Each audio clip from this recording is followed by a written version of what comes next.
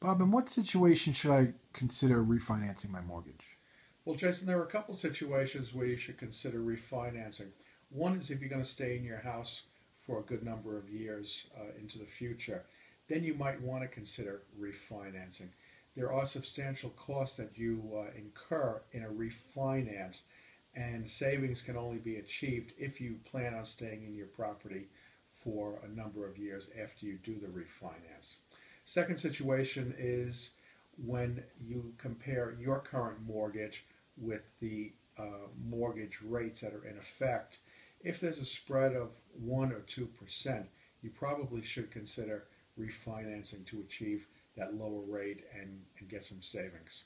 And is it a easy, quick process? What is it like to refinance a mortgage? Well, a refinance is really almost like the transaction that you may remember when you bought your house, except there will be no seller present. You will apply to a bank for a loan like you did when you bought your house. There will be probably an appraisal done of your home, a check into all of your financial background.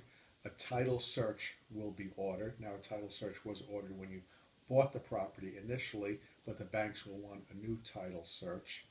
And then you will also incur fees for new mortgage, insurance, and there could also be a mortgage tax in New York State or New York City. Mortgage tax rates are almost 2%. Outside of New York City, they're about 1%, but that's a substantial amount of money.